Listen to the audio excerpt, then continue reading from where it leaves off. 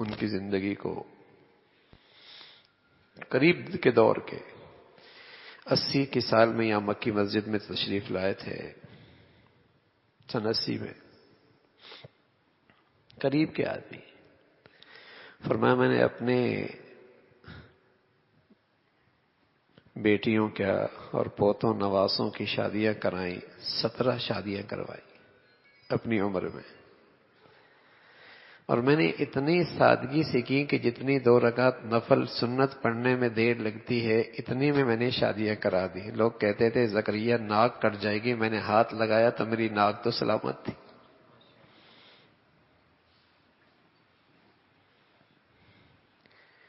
ناک تو اب رسم و رواج نے کاٹ رکھی ہے میاں، کوئی راضی ہی نہیں ہوتا. اس حلال کو اتنا بوجھل کر دیا ہے کہ حرام کے راستے کھلتے چلے گئے. نوجوانوں کے لیے اپنا شباب بچانا مشکل ہے، بچیوں کے لیے اپنی پاک دامنی کی حفاظت مشکل ہو گئی ہے. معاشرے کا اسٹیٹس ہی نہیں پورا ہو رہا، ان کی برادری اور خاندان کی رسمی نہیں پوری ہو رہی.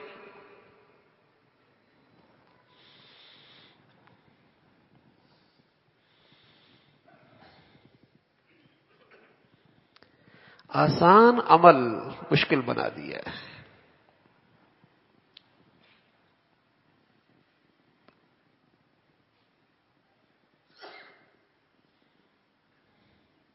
نمازی بھی ہے، حاجی بھی ہے، روزے دار بھی ہے، لیکن ان خوشیوں میں یہ دیندار نہیں ہے. یہاں برادری ہے، یہاں معاشرہ ہے، یہاں سوسائٹی ہے، یہاں اسٹیٹس ہے.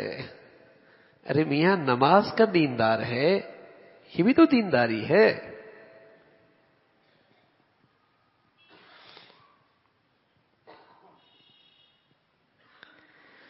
بہت اچھی باتیں کانوں میں سننے کو ملتی ہیں کہ یہ ہر سال عمرہ کرتا ہے، یہ ہر سال حج کرتا ہے.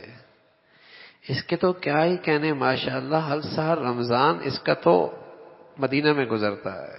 بہت مبارک ہے. اللہ کرے کانوں میں یہ آواز بھی آئے. اللہ نے اسے صاحب حیثیت بنایا ہے، لیکن اپنے بچے اور بچیوں کی شادی سنت کے مطابق کی ہے. اللہ کرے یہ بات بھی کانوں کو سننے کو ملے.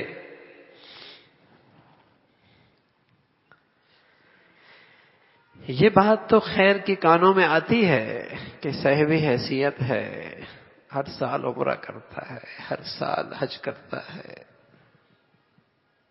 مبارک ہے. لیکن کیا ہی اچھا ہے کہ یہ خبر بھی ملے، یہ بات سننے کو بھی ملے کہ صاحب حیثیت ہے لیکن اپنی بیٹی کو سنت کے مطابق رخصت کیا ہے، اپنے بچے کی شادی سادگی سے کی ہے. ارے میرے عزیزو، یہ اتنی بڑی نیکی ہے اس وقت معاشرے کی کہ نہ جانے کتنوں کو اس کا حوصلہ ملے گا اور بچوں اور بچیوں کی جوانیاں بچ جائیں گی.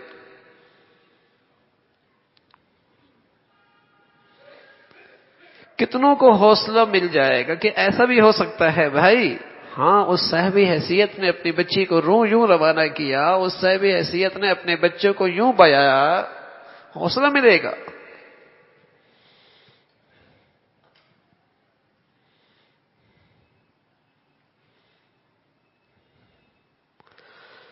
حلال مشکل کر دیں گے نا، اور اس کے راستے میں رکاوٹیں کھڑی کریں گے، برادری کی، معاشرے کی، خاندان کی رکاوٹیں کھڑی کریں گے. حرام کا راستہ آسان ہو جائے گا، حرام کا راستہ چوپٹ کھل جائے.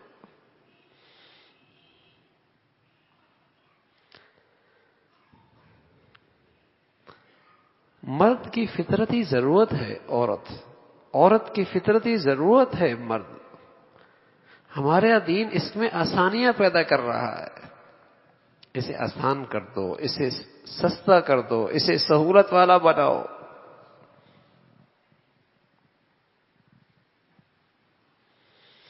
اس میں تاخیر نہ کرو.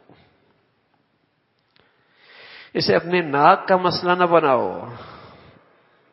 اس میں دین کو سامنے رکھو گے، برکت ہوگی، برکت ہوگی۔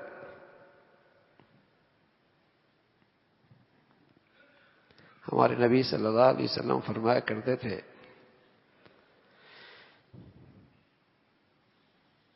کہ اے اللہ تو انہیں خوش و خرم رکھنا، تو انہیں خوش و خرم رکھنا کہ جن سنتوں کو دنیا مٹا رہی ہے اس نے ان سنتوں کو پھر زندہ کر دیا ہے، اے اللہ تو انہیں خوش و خرم رکھنا۔ سچ کہہ رہا ہوں، ہمارے کہ یہ معاشرے کی یہ سنتیں مٹ چکی ہیں۔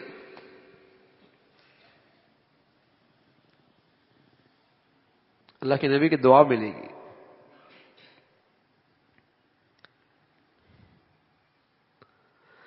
منگنی ہے اور منگنی کی پھر رسمیں ہیں، اور پھر مہندی ہے، اور پھر نہ جانے کیا رسمیں ہیں۔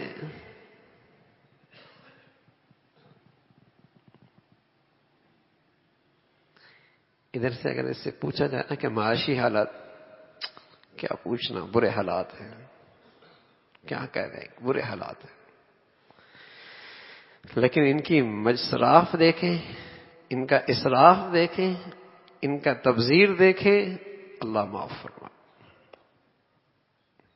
اور میرے عزیزو، حلال مال میں اسراف کی گنجائش نہیں ہے، یاد رکھنا، حلال مال میں اسراف کی گنجائش نہیں ہے، حلال مال میں تبذیر کی گنجائش نہیں ہے۔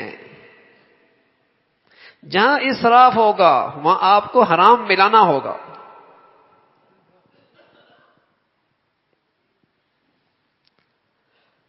پھر آپ کو یہ فکر نہیں ہوگی کہ حلال طریقے سے آیا ہے، حرام طریقے سے آیا ہے، جائز طریقے سے آیا ہے، ناجائز سے آیا ہے، سچائی سے آیا ہے، جھوٹ سے آیا ہے، امانت سے آیا ہے، خیانت سے آیا ہے، اس لیے کہ اسراف حلال مال اس کی گنجائش ہی نہیں رکھتا۔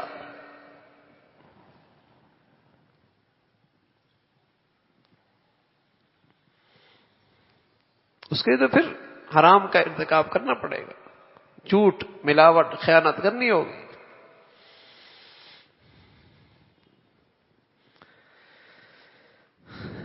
بیماری کیا آئی؟ معاشرتی رسم و رواج پوری کرنی ہے۔ تو فرمایا کرتے تھے 16-17 بچے بچیوں کی، نواسوں کی، پوتوں کی شادیاں کی ہیں، اتنی دیر لگائی ہے۔ حضرت کی 2 بیٹیاں تھیں، ایک مولانا یوسف صاحب رحمۃ اللہ علیہ کو دی، اور ایک مولانا انعام الحسن صاحب رحمۃ اللہ علیہ کو دی۔ اللہ کی شان، دونوں پڑھتے تھے مدرسے میں، دونوں پڑھتے تھے۔ غالباً سابعہ کے سال میں دونوں بیٹیوں کی شادی کر لی۔ اب داماد پڑھ رہے ہیں، کبھی کبھی جمعرات کو ملنے کے لیے آ جایا کرتے تھے۔ ادھر سے مدرسے سے فارغ ہوئے، سند ملی، ادھر اپنی بچیوں کو بھی ان کے ساتھ روانہ کر دیا۔ اور بتائیے برکت کیسی ہوئی؟ برکت کیسے ہوئی اس گھرانے میں؟ ایک بچی کا سجدے میں انتقال ہوا، اور پھر ان گھروں سے بتائیے دین کے چشمے کیسے جاری ہوئے؟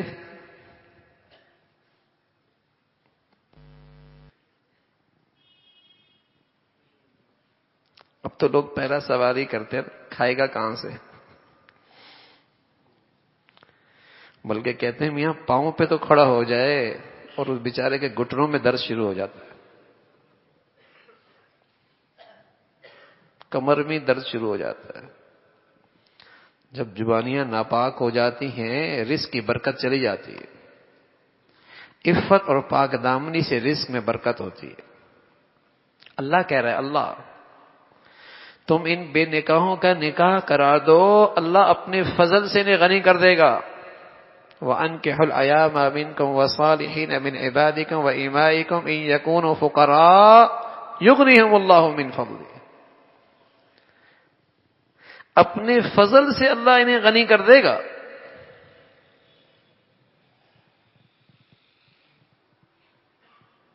نکاح غنی کر دے گا. پاکیزہ زندگی ہوگی نا, طہارت کی زندگی ہوگی, صاف ستھری زندگی ہوگی. اس کی برکت سے اللہ اس کے رزق میں برکت دے دے.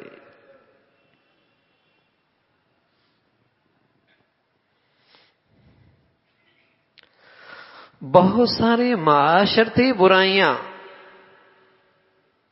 ختم ہو سکتی ہیں اگر مسلمان, اور میں کہہ رہا ہوں دیندار, جو نمازی, حاجی, روزے دار, دینداری کی محفل میں آنے والے, دین کے حلقوں میں بیٹھنے والے, اگر اپنی معاشرتی زندگی میں, اپنی خوشیوں میں اگر آج دین زندہ کر دیں, کتنی برائیاں ختم ہو جائیں گی.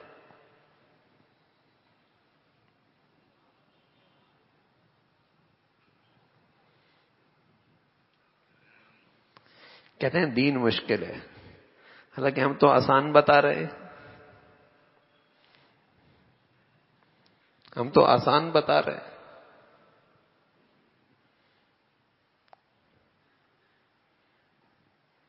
تو آسان مشکل لگ رہا ہے اور مشکل کر رہے, مشکل کر رہے.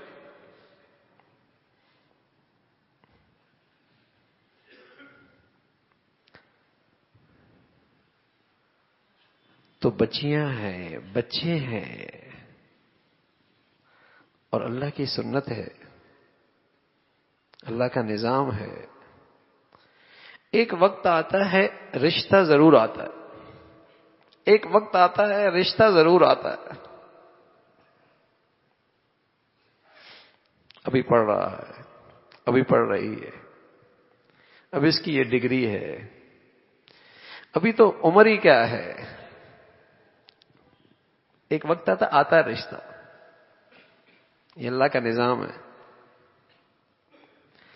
لیکن زبان رکاوٹ بن گئی, برادری رکاوٹ بن گئی, خاندان رکاوٹ بن گیا, اسٹیٹس رکاوٹ بن گیا, نہ جانے کیا کیا چیزیں رکاوٹ بن گئی. حالانکہ اللہ کے نبی صلی اللہ علیہ وسلم فرمایا کرتے تھے فاظفر بذات الدین, ارے دین دیکھا کرو نا. ہمارے بزرگ تھے مولانا شبیر احمد عثمانی رحمۃ اللہ علیہ, حضرت فرمایا کرتے تھے میاں بیوی نیک اور ایک, یہ دنیا کی جنت ہے. فرمایا کرتے تھے میاں بیوی نیک اور ایک, اس دنیا کی جنت ہے. اور دونوں میں سے ایک نہ ہو تو دنیا جہنم ہے.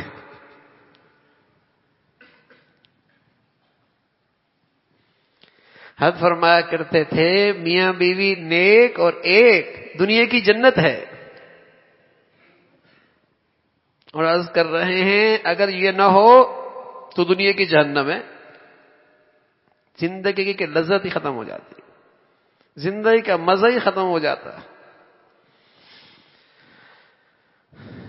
تو اللہ کے نبی صلی اللہ علیہ وسلم کیا سمجھانا چاہ رہے ہیں کہ بچی اس کی ترجیح دینداری ہو, بچہ اس کی ترجیح دینداری ہو, ماں باپ ان کی ترجیح دینداری ہو.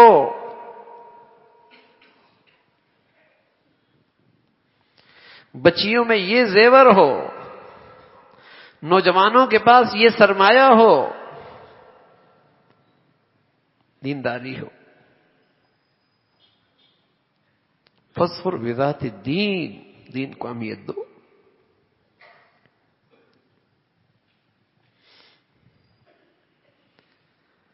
تو یہ فطرتی ضرورت ہے ایک مرد عورت کی, اور شریعت کی چاہت یہ ہے کہ اسے آسان کر دو, آسان کر دو, اس میں سہولت پیدا کرو, اس میں سادگی لے کے آؤ.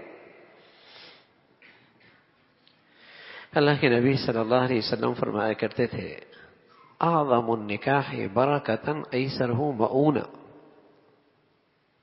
ایسرہ مؤونہ. اس نکاح میں اور اس شادی میں بڑی برکت ہوگی جس میں لڑکے اور لڑکی والوں پر بوجھ کم ہو. لڑکے والوں پر اور لڑکی والوں پر, ہلکی پھلکی شادی. نہ لڑکے والوں کا تقاضا کہ اتنا جہیز یہ رسمیں پوری کرنی ہوں گی، اور نہ لڑکی والوں کا تقاضا کہ ایسے فنکشن، ایسا وسائل، ایسی چیزیں. سادہ شادی. اعظم النکاح برکتاً ایسر مونا، بڑی مبارک شادی ہے. حضرت جابر رضی اللہ تعالیٰ عنہ، حضرت جابر ابن عبداللہ، اللہ کے نبی صلی اللہ علیہ وسلم کے بڑے پیارے صحابی ہیں، اور اللہ کے نبی بھی ان سے بڑی محبت فرماتے تھے. ایک غزوے سے واپس آئے، غزوہ بنی مستلق سے واپس آئے تو اللہ کے نبی صلی اللہ علیہ وسلم نے پوچھا، جابر نکاح کر لیا؟ مدینہ میں رہتے ہیں، اللہ کے نبی کے پیارے ہیں، اور اللہ کے نبی سے کتنی پیار ہوگا، اور مدینہ تھا کتنا بڑا، کیا نکاح کر لیا؟ کہا یا رسول اللہ غزوے سے جانے سے پہلے ہی کر لیا تھا، آپ کو پتہ بھی نہیں. پوچھا کنواری سے کیا ہے یا سیبہ سے کیا ہے؟ سیبہ جس کا پہلے نکاح ہو چکا ہے. کہنے لگے یا رسول اللہ کنواری سے نہیں کیا، سیبہ سے کیا ہے جس کا پہلے نکاح ہو چکا ہے. آپ نے فرمایا کنواری سے کیوں نہیں کیا؟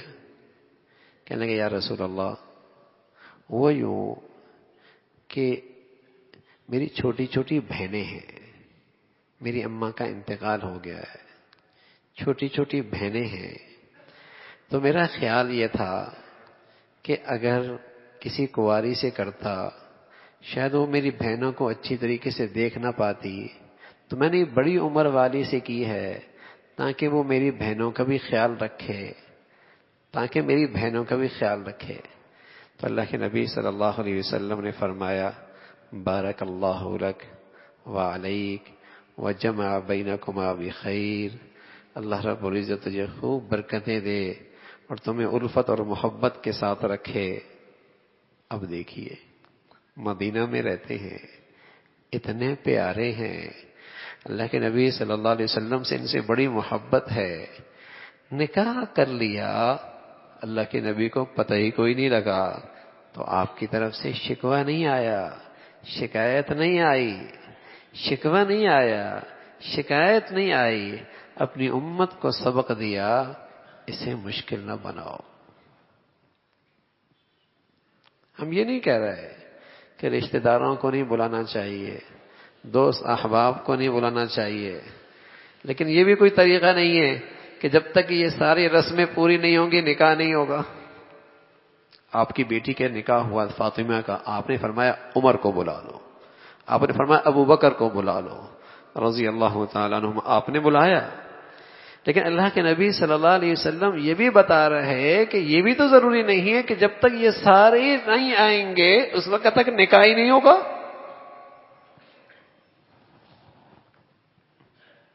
کیوں مشکل کر رہے ہو؟ تو میرے عزیزو، جیسے نماز میں اللہ کا حکم ہے، جیسے روزہ اللہ کا حکم ہے، جیسے زکوٰۃ اللہ کا حکم ہے، جیسے صدقہ خیرات میں اللہ کو راضی کرنا ہے، یہ نکاح بھی عبادت ہے، اس میں بھی اللہ کو راضی کرنا ہے، برکت ہوگی. آج امت میں معاملات کا دین بھی نکل گیا، معاشرت کا دین بھی نکل گیا. سمٹ کے اس کی ساری دینداری صرف عبادات تک رہ گئی ہے، سمٹ کر اس کی ساری بزرگی عبادات تک رہ گئی ہے. معاملات کا دین بھی نکل گیا، معاشرت کا دین بھی نکل گیا. اور بھائی جب معاملات اور معاشرت کا دین نکلتا ہے تو پھر عبادات کی روح بھی ختم ہو جاتی ہے، پھر عبادات کی روح بھی ختم ہو جاتی ہے.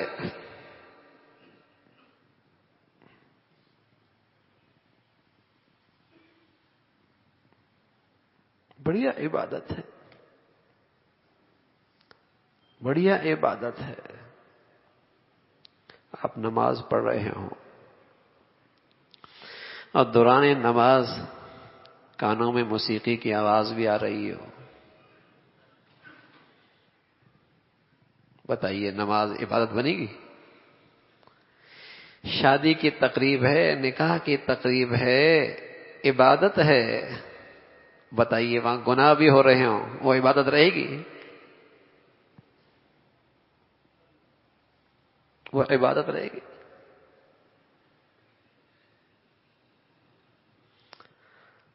مرد عورت کا اختلاط ہے، عورت کا مرد سنور کا آنا، مردوں کے ساتھ آزادانہ میل جول رکھنا، اور پھر ان کی ویڈیو بنانا اور سارے زمانے کو دکھانا، کیا نحوست ہے اس کی؟ اس عبادت کا آج مسلمان کیا حال کر رہا، جسے گناہوں کا ملغوبہ بنا دیا. سارے گناہ سمٹ کے اس عبادت میں لے آیا.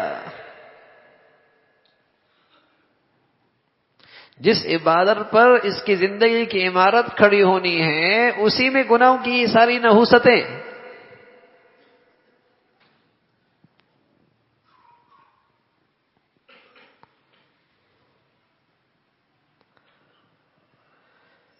تو یہ ایک آسان عمل، اتنی بڑی عبادت، آج مسلمان اسے گناہوں کا مجموعہ بنا رہا ہے. نماز پڑھی، سلام پھیرا، عبادت ختم ہو گئی. تلاوت شروع کی، زبان رکی، عبادت ختم ہو گئی. اور روزہ رکھا، افطاری کی، عبادت ختم ہو گئی. احرام باندھا، احرام اترا، حج کی عبادت ختم ہو گئی. لیکن یہ نکاح کی عبادت کیسی بڑھیا عبادت ہے، کتنی طویل عبادت ہے. جب تک میاں بیوی ہیں اور ایک دوسرے کا حق ادا کر رہے ہیں، یہ مسلسل عبادت میں، یہ مسلسل عبادت میں ہے.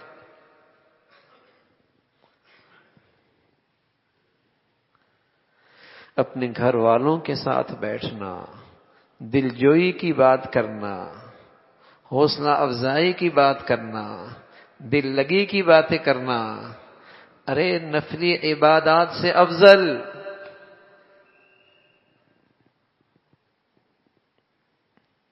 عبادت.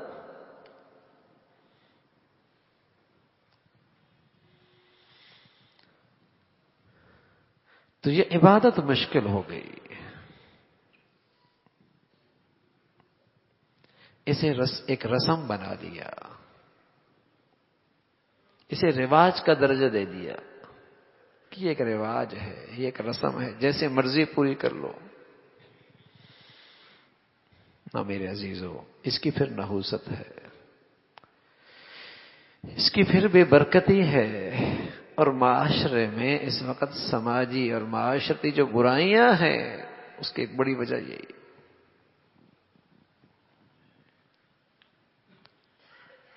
اس عمل میں بلا وجہ تاخیر ہے. اس عمل کا اسٹیٹس اتنا بڑھا دیا کہ بہت ساری بچیاں، بہت سارے ماں باپ، ان کے لیے ذمہ داری پورا کرنا مشکل ہو گئی.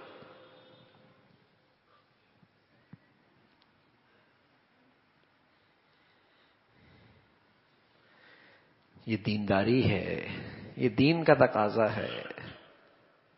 اللہ کرے جنہیں اللہ نے دین پہ چلنے کی فکر نصیب فرمائی ہے، ان کی خوشیوں اور تقریبات میں، ان کی شادی بیاہ میں اللہ کرے یہ دین زندہ ہو جائے. یہ بڑھتا ہی چلا جا رہا ہے، یہ سلسلہ بڑھتا ہی چلا جا رہا ہے. مشکل سے مشکل تر یہ عمل ہوتا چلا جا رہا ہے. اللہ کے نبی صلی اللہ علیہ وسلم فرمایا کرتے تھے، ایک خرچہ مرد پر ہے، بس مہر ہے. مہر عورت کا اپنی حیثیت کے مطابق مہر دے دے. اور اپنی حیثیت کے مطابق ولیمہ کر لے، اس کے علاوہ کوئی تقریب نہیں۔ ایک تقریب نکاح کی وہ مسجد میں اللہ کے نبی صلی اللہ علیہ وسلم نے پسند فرمائی ہے، فرمایا اعلن النکاح وجعلوہ فی المساجد، نکاح ہو علی الاعلان ہو، گناہ چھپ کے ہوتا ہے، گناہ کرنے والا چھپ کے گناہ کرتا ہے، نکاح عبادت ہے، یہ چھپ کے کرنے والا عمل نہیں ہے، یہ علی الاعلان ہونا چاہیے، سب کو پتا ہو یہ نکاح ہو رہا۔ تو فرمایا مسجد میں اس کا اہتمام کرو، وجعلوہ فی المساجد، مساجد میں اس کا اہتمام کرو۔ ایک تقریب تو یہ ہے۔ البتہ اس معاملے میں بھائی اس بات کا بہت اہتمام ہو، اللہ کے نبی صلی اللہ علیہ وسلم کا ارشاد ہے، دوسری روایت آتی ہے کہ دیکھو تم مساجد میں بازاروں کی طرح شور و شغب نہ کرنا۔ سبحان اللہ، یہ اللہ کا پیغمبر ہی کہہ سکتے ہیں کہ ایک دور ایسا آئے گا کہ مسلمانوں میں یہ کسی درجے تقریبات مسجد تو ہوں گی، لیکن دوسری طرف یہ بے احتیاطی بھی شروع ہو جائے گی، یہ بے احتیاطی بھی شروع ہو جائے گی کہ مسجد میں شور و شغب شروع ہو جائے گا۔ تو نکاح کی عبادت کو عبادت کے انداز میں کرو، اس میں گناہ نہ ہونے پائے، تو فرمایا کہ مسجدوں میں اس کا اہتمام فرماؤ۔ اور دوسری چیز فرمائی ولیمہ ہے، لیکن وہ بھی اپنی حیثیت کے مطابق، یہ نہیں ہے کہ معاشرے کی حیثیت دیکھی جائے، سوسائٹی کا رواج دیکھا جائے، لیکن نبی صلی اللہ علیہ وسلم نے بس اوقات ولیمہ فرمایا اور اپنے چند دوستوں کو جو انگلیوں پر گنے جا سکتے تھے، انگلیوں کی پوروں پہ گنے جا سکتے تھے، ان کو اپنے ولیمے بلایا، فرمایا یہ میرا ولیمہ ہے۔ جتنی گنجائش، جتنی وسعت ہو، اتنا ہی اہتمام۔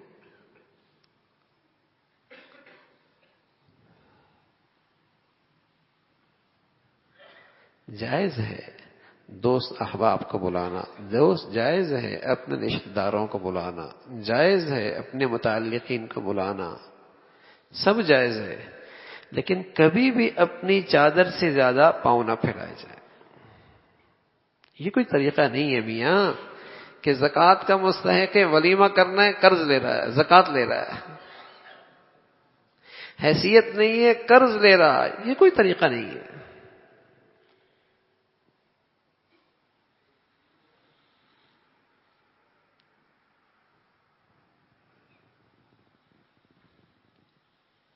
اپنی حیثیت کے مطابق اللہ کے نبی صلی اللہ علیہ وسلم ہیں، امام الانبیاء ہیں، سید الرسل ہیں، جو لوگ آپ کی خاطر گردنیں کٹوا رہے تھے، اگر آپ کسی کو اشارہ کرتے تو بتائیے کیا حال ہوتا۔ لیکن امت کو رہنمائی فرمانی تھی کہ جس کی جو حیثیت ہے وہ اپنی فطرتی ضرورت آسانی سے پوری کر سکتا ہے، جس کی جو حیثیت ہے اس کے لیے آسانی ہے، اپنی یہ فطرتی ضرورت پوری کر سکتا ہے۔ آپ نے اس کو سادہ رکھا ہے۔ عبد الرحمن بن عوف رضی اللہ تعالیٰ عنہ صاحب حیثیت صحابی ہے، سبحان اللہ۔ گرمیوں کے موسم میں جب شام سے آپ کا مال آتا تو اونٹوں کی لمبی قطار حد نظر تک، گرمیوں میں شام سے مال آتا، اور سردیوں میں یمن سے جب مال آتا اونٹوں کی لمبی قطار حد نظر تک، سامان ہی سامان۔ ایک مرتبہ اتنی اشرفیاں اکٹھی ہوئیں کہ اتنا ڈھیر لگ گیا، ایک طرف والا دوسرے والے کو دیکھ بھی نہیں پا رہا، اشرفیوں کا ڈھیر۔ پیمانہ منگوایا، فرمایا حدیبیہ پہ جتنے لوگ موجود تھے اللہ کے نبی کے ساتھ ان کی فہرست لے کے آؤ، بدر میں جتنے لوگ اللہ کے نبی کے ساتھ شریک تھے ان کی بھی فہرست لے کے آؤ۔ سبحان اللہ، پیمانے میں تقسیم کرنا شروع کر دی، شام تک سارا ڈھیر ختم ہو گیا۔ سخی اتنے، اور جب نکاح ہوا تو ایک دن اللہ کے نبی صلی اللہ علیہ وسلم کی خدمت میں آئے، نشان لگا ہوا خوشبو کا، کہ عبد الرحمن یہ کیا؟ کہ یا رسول اللہ خوشبو کا نشان۔ کہ شادی کر لی؟ جی یا رسول اللہ شادی کر لی۔ اتنا مدینہ ہے، مدینہ منورہ ہے کہ بقیع کا قبرستان مدینہ کی بستی سے باہر ہے۔ یہ تو اب اندر آ گیا نا، باہر تھا۔ پورا مدینہ اتنا تھا جتنی آج مسجد نبوی اور اس کا سین ہے۔ جنت البقیع باہر تھا، ظاہر ہے قبرستان باہر ہی ہوتا ہے۔ اتنا مدینہ ہے اور اتنا صاحب حیثیت اور ایسے دل والے، لیکن اللہ نے دل بھی دیا تھا، عقل اور سمجھ بھی دی تھی۔ دل بھی دیا تھا، عقل اور سمجھ بھی دی تھی۔ کہاں خرچ کرنا ہے، کتنا خرچ کرنا ہے، کیسے خرچ کرنا ہے، ایسے سخی اللہ کے راہ میں یوں خرچ کر رہا ہے۔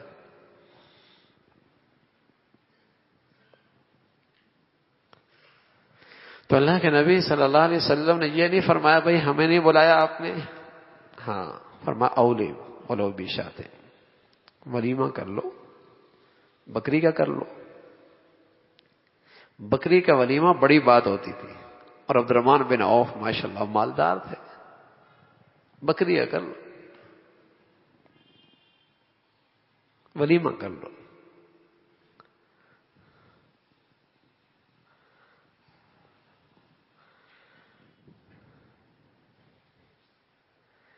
تو اس عمل میں بھی اللہ کرے ہم دین کو زندہ کرنے والے بن جائیں۔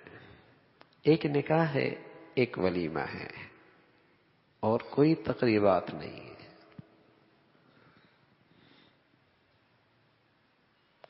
اب تو صرف ان تقریبات کی خاطر آدمی شادیاں لیٹ کر دیتا ہے، اس لیے کہ ہال نہیں ملتے، اس لیے کہ تقریبات 10-12 کرنی ہے، ہال ہی نہیں ملتے،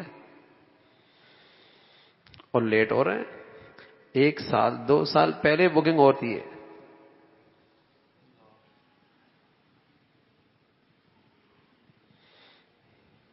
سچ کہہ رہا ہوں، پیدا ہونا بھی مشکل ہو گیا، شادیاں کرنا بھی مشکل ہو گیا، مرنے تو قبرستان میں جگہ ملنا مشکل ہو گیا۔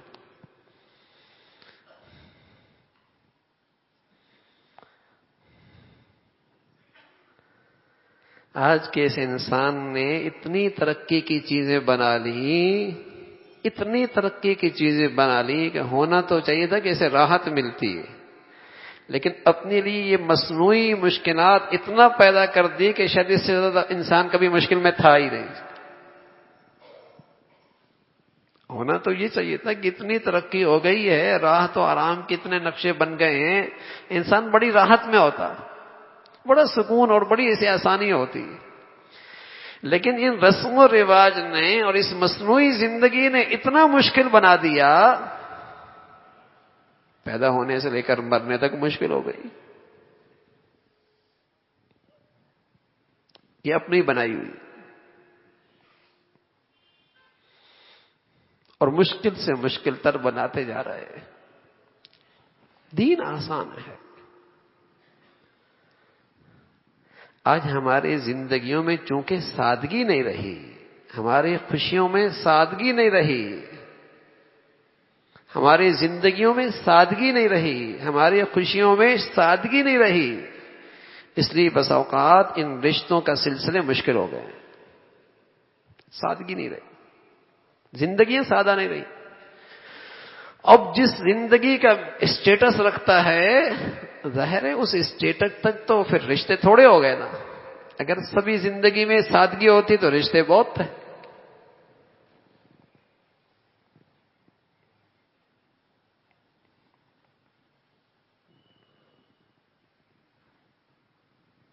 مشکل کر دیا اپنے لیے۔ حضرت عمر رضی اللہ تعالیٰ عنہ، حضرت حفصہ آپ کی بیٹی تھی، جوان ہو گئی۔ حضرت ابوبکر آئے نماز پڑھنے کے لیے، باپ ہے، حضرت ابوبکر سے فرمانے لگے میری بیٹی جوان ہے، رشتہ کر لو۔ حضرت ابوبکر نے کوئی جواب نہ دیا. کچھ دنوں کے بعد حضرت عثمان سے کہا بیٹی جوان ہے رشتہ کر لو. خاموش. حضرت عمر فرمانے لگے عجیب لوگ ہیں، میری بچی کنواری ہے جوان ہے، ان دونوں سے میں نے کہا ہے پھر بھی کوئی جواب نہیں دے رہے. یعنی آپ دیکھیے کتنی زندگی میں سادگی تھی، اس فرض کی ادائیگی میں کتنی بے تکلفی تھی. ہم نے مصنوعی تکلفات بنا رکھے، مصنوعی بناوٹی. فرمایا مجھے اندازہ ہی نہیں تھا، اللہ کی طرف سے کچھ اور فیصلے ہونے والے تھے. چند دنوں کے بعد اللہ کے نبی صلی اللہ علیہ وسلم کی طرف سے نکاح کا پیغام آ گیا میری بیٹی کے لیے، حضرت حفصہ کے لیے.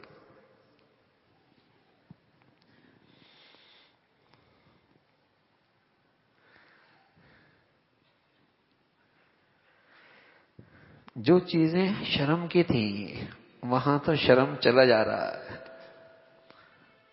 اور جس میں تکلفات نہیں تھے اس میں ہم نے آج تکلفات کرنا شروع کر دیے.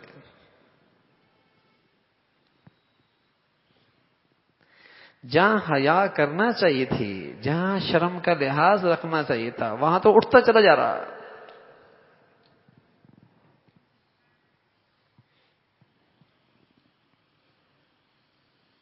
سادہ زندگیاں تھیں.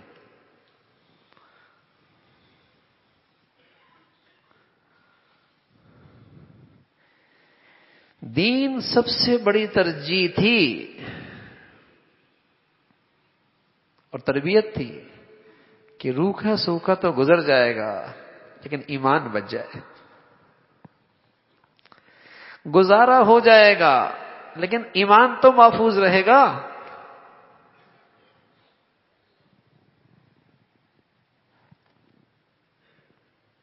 بڑے دور اندیش ماں باپ تھے، دور اندیش تربیت تھی کہ آج کی تو گزر جائے گی، کھربوں سال کی زندگی تو محفوظ ہو جائے گی.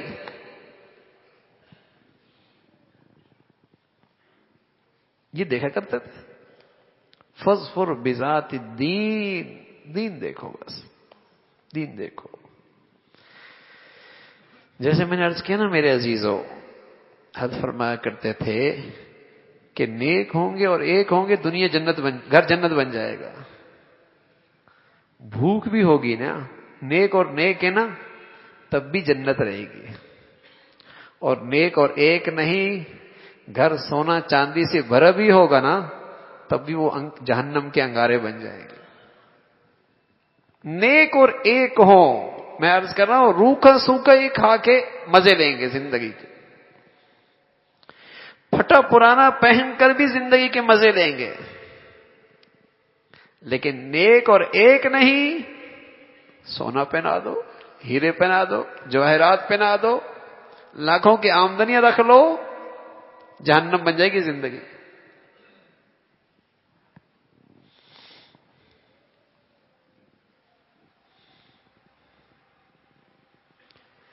جو چیز ہم نے اپنے بچوں میں پیدا کرنی ہے، جو چیز ہم نے اپنے بچوں کے اندر دیکھنی ہے، جو اپنے ان رشتوں کے اندر جس چیز کو ترجیح دینا ہے، وہ تو میرے عزیزو نیکی کا سرمایہ ہے، نیکی کا زیور ہے. اسے دیکھو. باقی رزق اللہ یبسط الرزق لمن یشاء ویقدر، یہ اللہ کے خزانوں میں ہے. بس اوقات انگوٹھے چھاپ کو زیادہ دے دیتا ہے، ڈگریاں والا چوزے ٹٹخا رہا ہوتا ہے.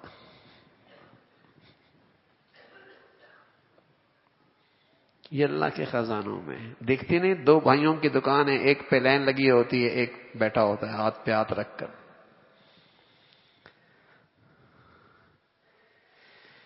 اور پھر کثرت سے زندگی نہیں بنتی، برکت سے زندگی بنتی ہے کہ نعمت کی شکل چھوٹی سی ہے، لطف اور لذت تو لے رہا ہے.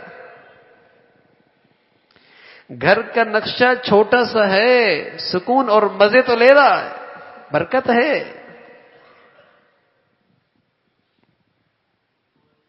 برکت ہے.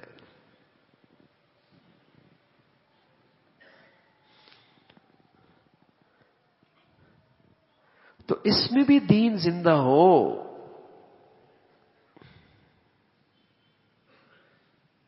کہ نکاح سادہ ہو, دینداری کو دیکھا جائے, اور جب مناسب رشتہ آ جائے تو اس سے رشتہ کر لینا چاہیے. 2 چیزیں کر لیا کرو, ایک تو مشورہ کر لیا کرو, دوسرا استخارہ کر لیا کرو.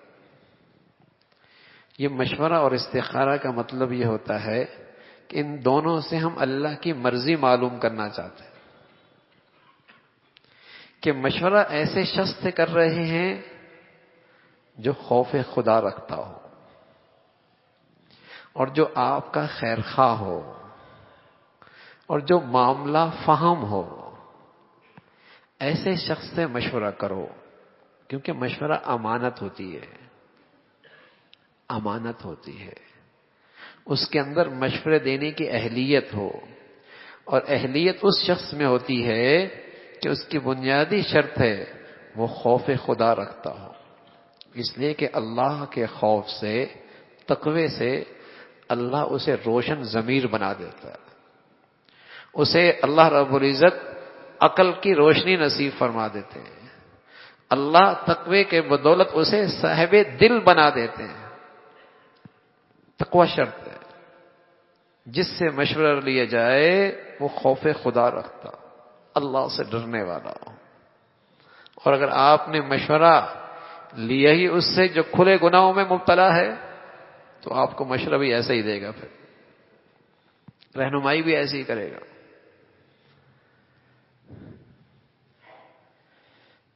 تو ایسے موقع پہ مشورہ کر لیا کرو.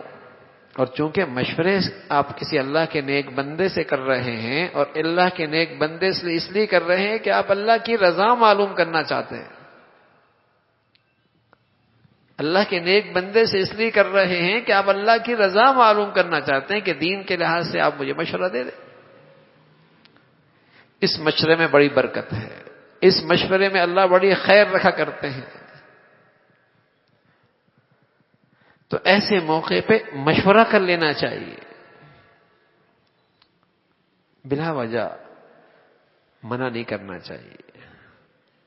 اور دوسری چیز استخارہ کرنا چاہیے. ہماری بچیاں, گھروں کی بچیاں ہوتی ہیں, بس اوقات وہ انکار ابا کے سامنے, اماں کے سامنے ان کے لیے کرنا مشکل ہوتا ہے. تو ان بچیوں سے استخارہ کرائیں, اور استخارے کی برکت سے ایک تو ان کی رضا بھی معلوم ہوتی ہے, اور دوسرا استخارے کی برکت سے انہیں اطمینان بھی نصیب ہو جاتا ہے. زندگی بچیوں نے گزارنی ہے, زندگیاں بچوں نے گزارنی ہے. ہمارے ہاں عجیب ہے, بھوک خود لگی ہوئی ہے, کھانا دوسرے کو تھوڑی کھانے کے لیے کہتے ہیں کہ آپ کھانا کھا لیں. ارے میاں, وہ کھانا کھائے گا تو اس کا پیٹ بھرے گا, میں کھانا کھاؤں گا تو میرا پیٹ بھرے گا. تو میرے عزیزو, ایسی استخارہ بھی دوسروں سے نہیں کرانے کی چیز, خود کرنے کی چیز ہے. استخارہ بھی خود کرنے کی چیز ہے.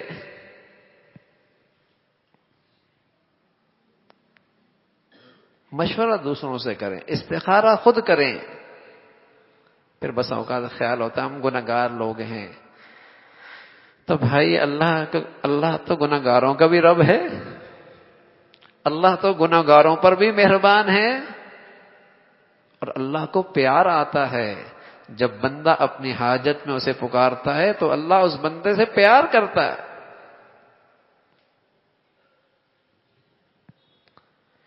اس لیے استخارہ خود کرنا چاہیے.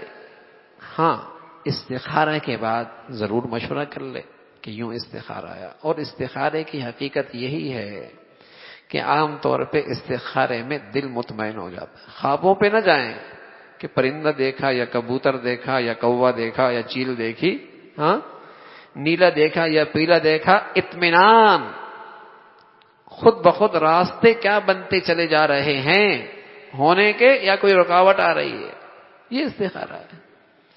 اور بھائی, آپ نے استخارہ میں اللہ سے کہا, اے اللہ مجھے خیر چاہیے, بس اگر اس کام میں خیر ہے نا, خیر ہے تو اس کو میرے لیے مقدر کر دے۔ خیر مانگی آپ نے یہ نہیں مانگا اللہ سے کہ اللہ یہ کام میری چاہت کے مطابق ہو جائے، خیر مانگیے۔ اب آپ نے جب خیر مانگی، نکاح ہو گیا، رشتہ ہو گیا، لیکن جیسے آپ کی خواہش تھی ویسے نہیں ہوا، تو بھائی آپ کو پھر بھی اطمینان ہونا چاہیے، اس لیے کہ اللہ سے آپ نے خیر مانگی ہے، تمہاری چاہت پوری ہو نہ ہو، یقین رکھو اللہ نے اس کے اندر بھی خیر رکھی ہے۔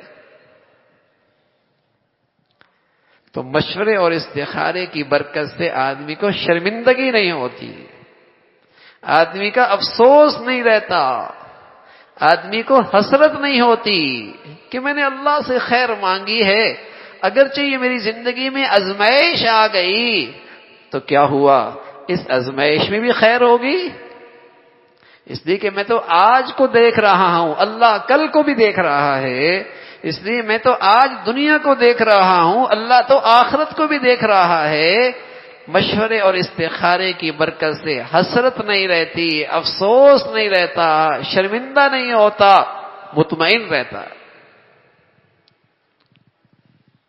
مطمئن رہتا۔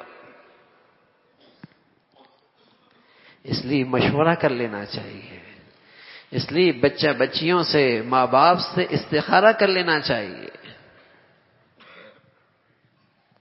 تو اللہ رب العزت ان اعمال کی برکت سے برکت دے دیں گے، برکت دے دیں گے۔ اللہ رب العزت بھائی مجھے اور آپ کو بھی جو کچھ کہا سنا عمل کی توفیق نصیب فرما دے۔ وآخر دعوانا الحمدللہ رب العالمین۔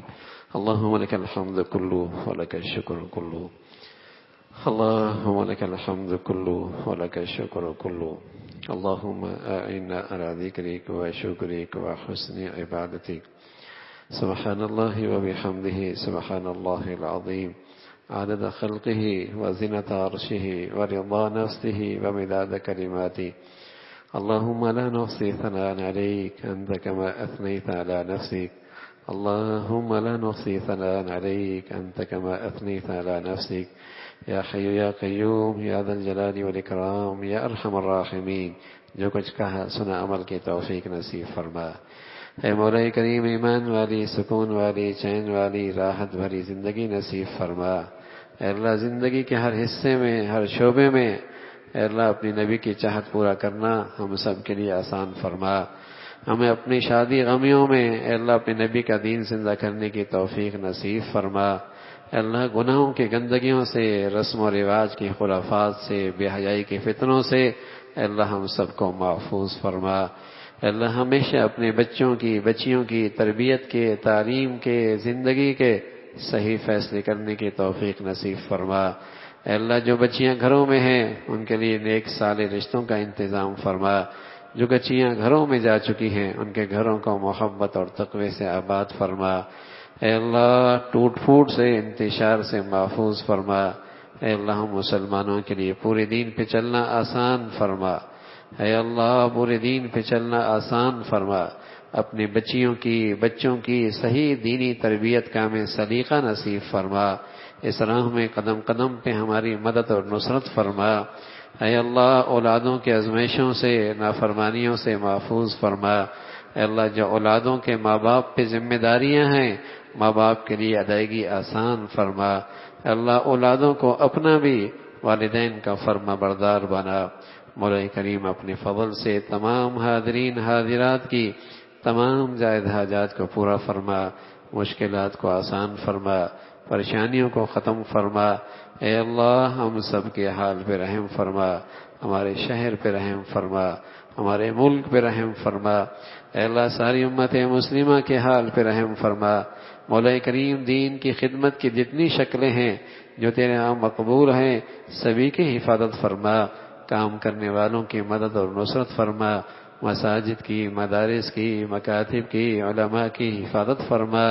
اے اللہ جو تیرے پیارے ہیں ان کی عظمت، محبت، صحبت نصیب فرما۔ ربنا تقبل منا انك انت السميع العليم وتب علينا انك انت التواب الرحيم، وصلى الله على سيدنا محمد وعلى آله واصحابه اجمعين برحمتك يا